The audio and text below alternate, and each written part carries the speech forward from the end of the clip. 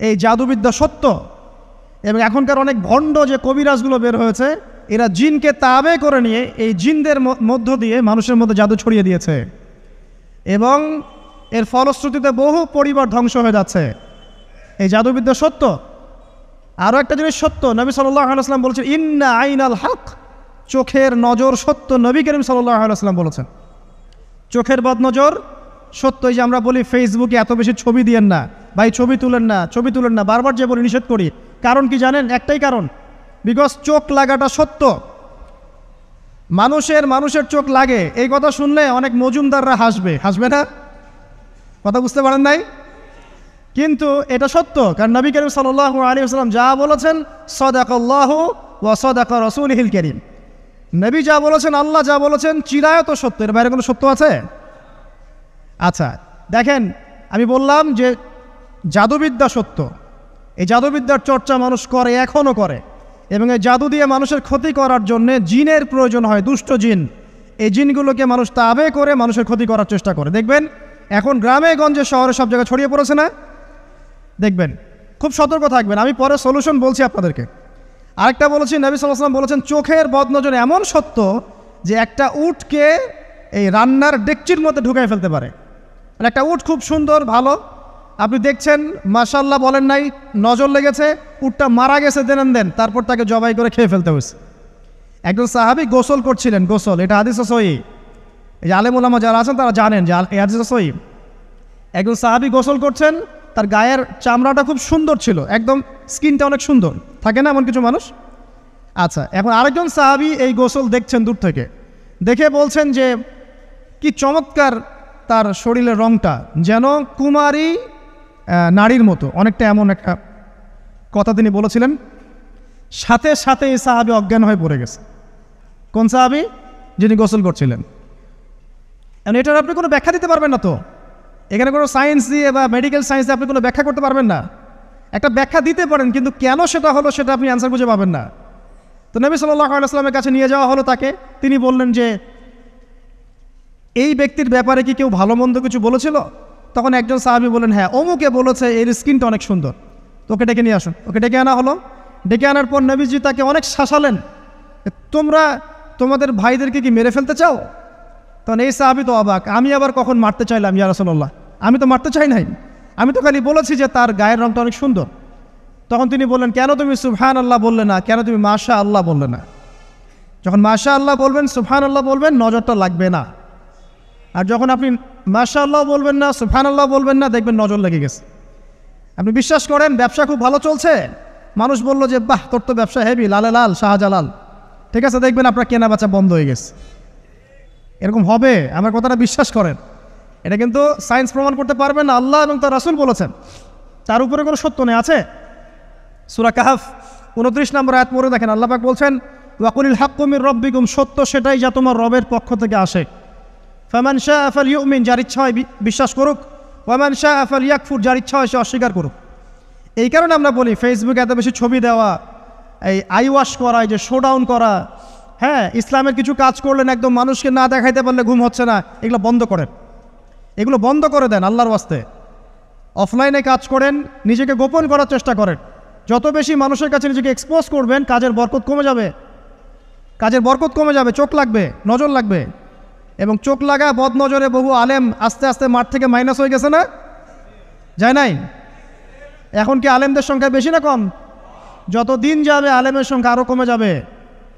নবীজি বলেছেন আলেমদের সংখ্যা কমতে থাকবে, মানুষ জাহেলদেরকে আলেম বানিয়ে নেবে। তো প্রিয় ভাইরা, জাদুবিদ্যা সত্য, চোখের বদনজর সত্য, রাতের এই অনিষ্টগুলো সত্য, রাতের বেলা অনেক ক্ষতি আছে। এই জন্য নবীজি বলছেন বাচ্চাদেরকে বাইরে বের করো না, এবং তোমরাও রাত যখন গভীর হবে তখন এদিক ওদিক ঘোরাফেরা করো না। দেখবেন রাত যত গভীর হয় আমাদের শহরগুলো তত জীবিত হয়, তাই না? তাই না? রাত যত গভীর হচ্ছে শহর তত জীবিত হয়। চায়ের দোকানে আড্ডা বেশি, ওই সিনেমা দেখছে, টিভি দেখছে, ক্যারাম খেলছে, লুডো খেলছে, ঘুম নাই। ঘুম কখন? ফজরের আগে আগে। ফজরের নামাজ কিন্তু নাই, ফজরের ঠিক আগে আগে আবার ওই যে জোহরের নামাজের সঙ্গে উঠতেছে। এখন আমাকে বলেন এরকম জেনারেশনকে দিয়ে কি আসলে ইসলামের কোনো খেদমত হবে? আচ্ছা, নবীজি রাতের বেলা আর্লি ঘুমাতেন, আল্লাহ পাক আমাদের সবাইকে তাড়াতাড়ি ঘুমানোর তৌফিক দান করুন। হ্যাঁ, আপনি ইলম চর্চা করলে রাত জেগে থাকতে পারেন, আপনি যদি জ্ঞান চর্চা করেন রাত জাগতে পারেন, আপনি কোনো গবেষণা করছেন, নামাজ পড়ছেন বা কোরআন হিফজ করছেন, আপনি রাতের আর্লি উঠবেন, এটা আলাদা বিষয়। কিন্তু কমনভাবে আমাদের এই যে ফেসবুক, ইউটিউবিং ইত্যাদিতে আমরা লিপ্ত থাকি, সারা রাতটা কাটাই আড্ডাবাজি করে, এগুলো বন্ধ করতে হবে। এগুলো বন্ধ না করলে ফিজিক্যালি আমরা মানে সুস্বাস্থ্যের অধিকারী হতে পারবো না। সারা দিনটা আমাদের একটা কি বলবো অলসতার ভাবে যাবে এবং দিনের বেলা কাজগুলো ব্যাহত হবে। এতে করে আমাদের উম্মার এই পুরো বড় যে তরুণ প্রজন্ম আছে এদেরকে আপনি সম্পদে পরিণত করতে পারবেন না। তাই এই সিস্টেমটা চেঞ্জ করা দরকার। নবীজি রাতের বেলা এই সূরা বাকারার শেষে 3টা আয়াত তেলাওয়াত করতেন। আমরা করবো ইনশাআল্লাহ। আরেকটা আমল বলে দেই, নবী করিম সাল্লাল্লাহু আলাইহি ওয়াসাল্লাম রাতের বেলা সূরা মুলক তেলাওয়াত করতেন। কোন সূরা? এটা কোন সূরা? তাবারাকাল্লাযী বিয়াদিহিল মুলক। কয়টা আয়াত আছে? 30টা আয়াত আছে। নবীজি বলেছেন সাল্লাল্লাহু আলাইহি ওয়াসাল্লাম যে এই সূরা আপনাকে কবরের আযাব থেকে বাঁচাবে ইনশাআল্লাহ। কবরের আযাব থেকে তো ভাই বাঁচা খুব সহজ নাকি? আমাদের মধ্যে এমন কেউ নাই, শোনেন, আমাদের মধ্যে এমন কেউ নাই আলেম জালেম মুফতি মুহাদ্দিস রাজনৈতিক নেতা পলিটিশিয়ান বিরোধী দল জাতি তারপরে যে সরকার দল যে আছে না কেন কবরের শাস্তি ফেস করবেন এমন একটা মানুষও নাই, কেউ নাই পৃথিবীতে। এই যে আপনি দেখছেন ওই যে কি ইসরায়েলের প্রধানমন্ত্রী, ওই রাশিয়ার প্রধানমন্ত্রী, ওই চায়নার সভ্যতা, পশ্চিমা সভ্যতা, এমন কেউ নাই পৃথিবীতে এখন যাকে কবরের শাস্তি ভোগ করতে হবে না। আছে? সবচেয়ে লঘু শাস্তি মানে লঘু চাপ, এটা বলতে গেলে আসলে আমি ভাষা হারায় ফেলি। তারপরে বলছি আল্লাহ পাক আমাদের সবাইকে হেফাজত করুন, আমিন। একজন সাহাবীর নাম সাদ বিন মুয়াজ। কি নাম? নবী করিম সাল্লাল্লাহু আলাইহি ওয়াসাল্লামের সাথে একদম ডান হাত হয়ে যুদ্ধ করেছেন দীর্ঘদিন। বদর তিনি বীর সেনা, উহুদের বীর সেনা, ঠিক আছে, খন্দকের যুদ্ধেও বীর বিক্রমে যুদ্ধ করেছেন। তিনি আনসার সাহাবী, একদম মদিনার নেতা সাহাবী। সব সাহাবী কিন্তু একরকম নন, কেউ ছিলেন নেতৃস্থানীয় সাহাবী, তিনি ছিলেন একজন নেতৃস্থানীয় সাহাবী, ঠিক আছে, সাদ বিন মুয়াজ। নবী করিম সাল্লাল্লাহু আলাইহি ওয়াসাল্লাম এত ভালোবাসতেন তাকে, এত ভালোবাসতেন যে তাকে নিজের মনে করতেন যে সাদ বিন মুয়াজ আনসাররা আমার নিজের। চারটাখানি কথা। এই সাহাবীর খন্দকের যুদ্ধে এই যে হাতের এই দিকে সম্ভবত হাতের এই রগের মধ্যে একটা তীর এসে লাগে এখানে, এবং তীরটা তিনি বের করতে গিয়ে রক্তটা ছিঁড়ে যায়। এরপর ফিনকি দিয়ে রক্ত বের হওয়া শুরু হয়। চিকিৎসা করে করে রক্ত বন্ধ করা যায় নাই, এবং এই রক্তের প্রবাহিত রক্তেই আল্লাহর ইচ্ছায় তিনি শাহাদাত বরণ করেন, তিনি ইন্তেকাল করেন। নবী করিম সাল্লাল্লাহু আলাইহি ওয়াসাল্লাম প্রচণ্ড ব্যথিত হন, মানে মনটা তার খুব নরম হয়ে যায় সাদ বিন মুয়াজ রাদিয়াল্লাহু আনহুর জন্য। তো এই সাহাবীর যখন জানাজার নামাজ পড়ানো হচ্ছে, নবীজি বলছেন 70,000 ফেরেশতা তার নামাজে অংশ নিয়েছে। আর এই সাহাবীকে যখন কবরে শোয়ানো হয়েছে, নবী করিম সাল্লাল্লাহু আলাইহি ওয়াসাল্লাম পরে জানিয়েছেন কবরের যে মৃদু চাপ, সাদ বিন মুয়াজ রাদিয়াল্লাহু আনহুর কবরেও সেই মৃদু চাপ দেওয়া হয়েছে। আমি কি বুঝাতে পারলাম ভাই? আমাদের কোনো দাম আছে এখনকার পলিটিশিয়ানদের কোনো দাম আছে? এখনকার সমাজ নেতার কোনো দাম আছে? এখনকার সুদখোরদের কোনো দাম আছে? এই ঘুষখোর দুর্নীতিবাজদের কোনো দাম আছে? আমরা যারা কাঠমোল্লা হয়ে আছি আমাদের কোনো দাম আছে? সাদ বিন মুয়াজ রাদিয়াল্লাহু আনহু যদি কবরের শাস্তি তাকে না ছাড়ে, প্রশ্নোত্তর পর্ব তাকে না ছাড়ে, আমরা পার পাবো?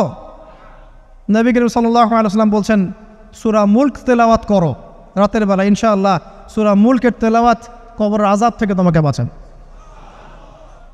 আর আমাদের তো ভাই কবরে সবাই সাথে যাবে না, গার্লফ্রেন্ড যাবে না, বাপ মা ভাই বোন সবাই যাবে না। একজন ব্যক্তি সুদ খাচ্ছে, জিজ্ঞাসা করে দেখেন কেন খায়, বলবে তার সন্তানের জন্য খায়, তার বউয়ের জন্য খায়, তার মা বাবাকে দেখতে হবে তাই খায়, তাই না? একজন ব্যক্তি ঘুষ খায়, বলবে আমার পরিবারের জন্য খাই।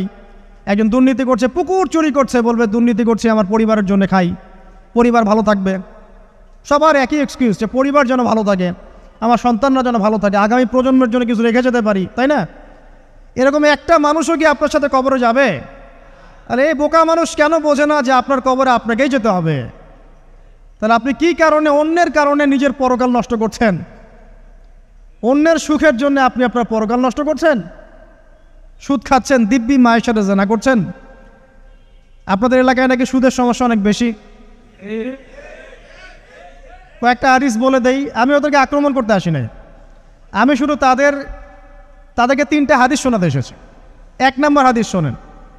আল্লাহর নবী মুহাম্মদ সাল্লাল্লাহু আলাইহি ওয়াসাল্লাম বলেছেন, সুদের পাপের 73টা শাখা আছে। কয়টা? কোনো হাদিসে 70টাও আছে, কোনো হাদিসে 73টা আছে। বলছেন যে সবচেয়ে নিচের শাখাটা হচ্ছে, সুদের পাপের সবচেয়ে নিচের শাখা হচ্ছে যে যেন কোনো ব্যক্তি তার মাকে রেপ করলো, তার মাকে ধর্ষণ করলো। 1 দিরহাম যে ব্যক্তি সুদ খায়, সহিহ বুখারীতে আরেকটা হাদিস এসেছে, সে যেন 36টা মেয়েকে ধর্ষণ করলো। আর আমি একটা কথা বানায় বলছি না, যদি বিশ্বাস না হয় কওমি মাদ্রাসা আছে, আলেম ওলামা আছে, গিয়ে বুখারী খুলতে বলেন, পড়তে বলেন, খালি একবার পড়তে বলেন, দেখেন যদি না থাকে তাহলে আমাকে এর সাথে থাপ্পড় দিয়ে যায়। যদি না থাকে হাদিস এটা, তাহলে আমার গালে একটা থাপ্পড় দিয়ে যায়। আর যদি থাকে তাহলে আল্লাহর রাস্তায় সুদ খাওয়া ছেড়ে দেন। কোনটা করবেন? চ্যালেঞ্জ করবেন? নবীজি বলেছেন, 1টা দিরহাম যে ব্যক্তি সুদ খায়, দিরহাম মানে কি?